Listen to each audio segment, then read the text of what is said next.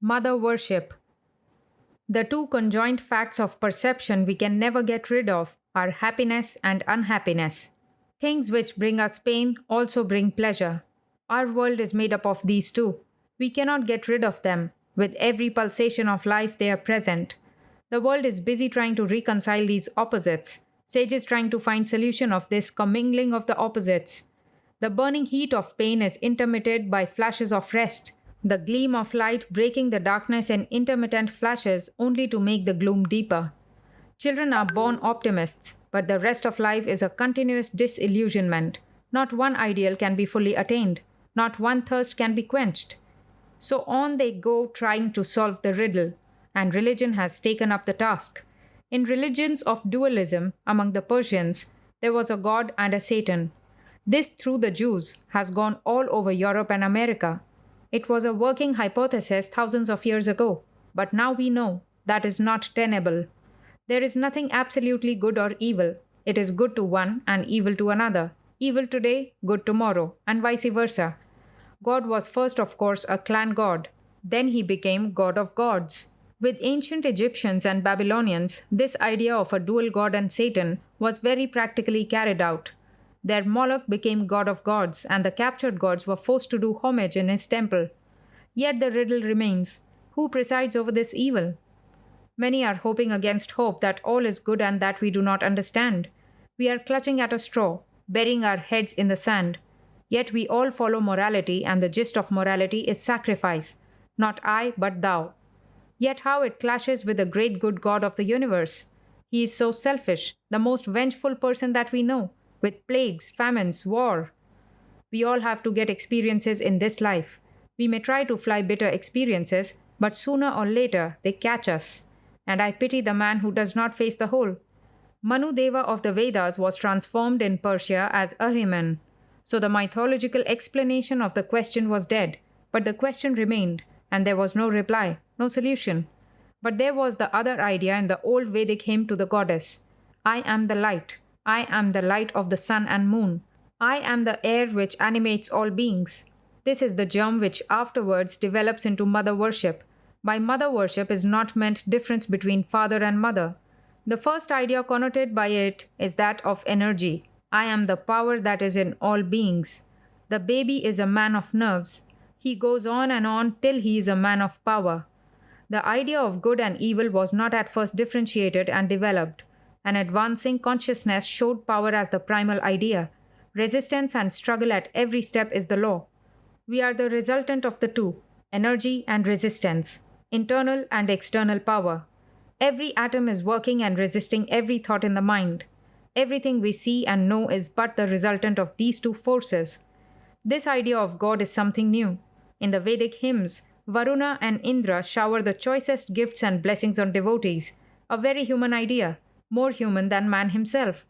This is the new principle. There is one power behind all phenomena. Power is power everywhere, whether in the form of evil or as savior of the world. So this is the new idea. The old idea was man-god. Here is the first opening out of the idea of one universal power.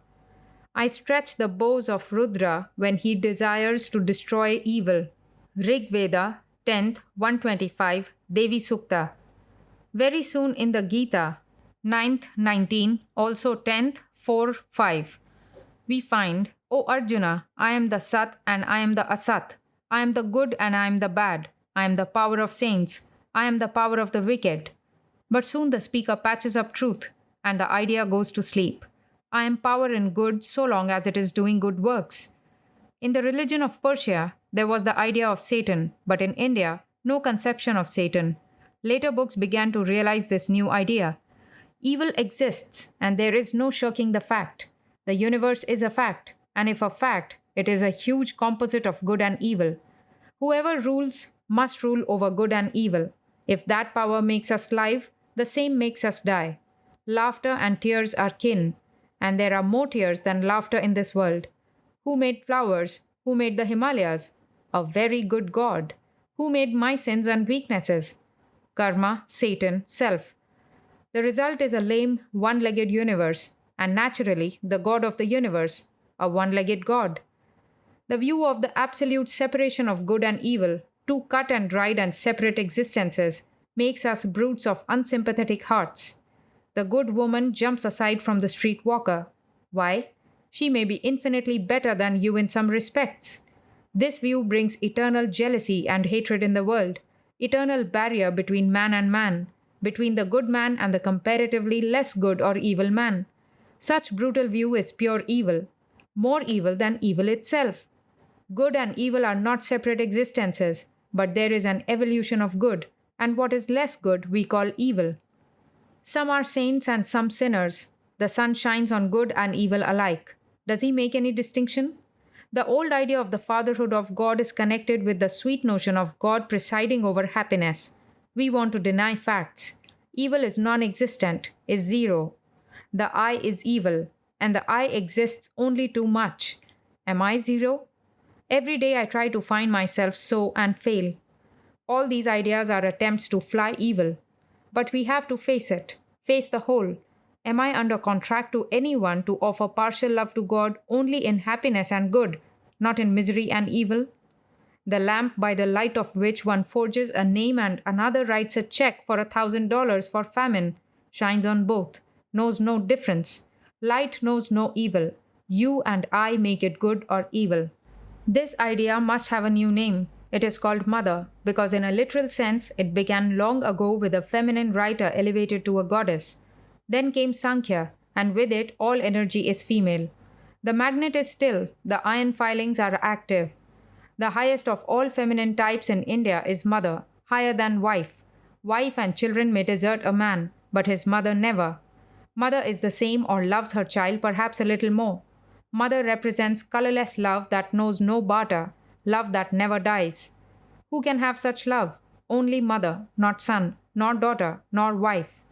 I am the power that manifests everywhere, says the mother.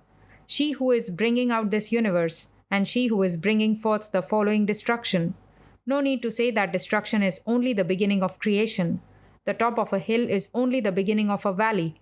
Be bold, face facts as facts. Do not be chased about the universe by evil. Evils are evils, what of that? After all, it is only mother's play.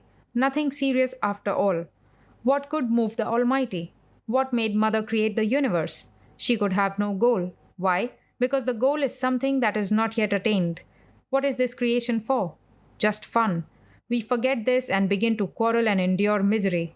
We are the playmates of the mother. Look at the torture the mother bears in bringing up the baby. Does she enjoy it? Surely. Fasting and praying and watching. She loves it better than anything else. Why? Because there is no selfishness. Pleasure will come. Good. Who forbids? Pain will come. Welcome that too. A mosquito was sitting on a bull's horn. Then his conscience troubled him, and he said, "Mr. Bull, I have been sitting here a long time. Perhaps I annoy you. I am sorry, I will go away." But the bull replied, "Oh, no, not at all. Bring your whole family and live on my horn. What can you do to me?" Why can we not say that to misery? To be brave is to have faith in the mother.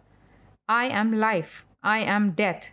She it is whose shadow is life and death. She is the pleasure in all pleasure. She is the misery in all misery. If life comes, it is the mother. If death comes, it is the mother. If heaven comes, she is. If hell comes, there is the mother. Plunge in. We have not faith. We have not patience to see this. We trust the man in the street. But there is one being in the universe we never trust, and that is God. We trust him when he works just our way. But the time will come when, getting blow after blow, the self-sufficient mind will die. In everything we do, the serpent ego is rising up. We are glad that there are so many thorns on the path. They strike the hood of the cobra. Last of all will come self-surrender. Then we shall be able to give ourselves up to the mother. If misery comes, welcome. If happiness comes, welcome. Then, when we come up to this love, all crooked things shall be straight. There will be the same sight for the Brahmin, the Parya, and the dog. Until we love the universe with same-sightedness, with impartial, undying love, we are missing again and again. But then all will have vanished, and we shall see in all the same infinite, eternal Mother.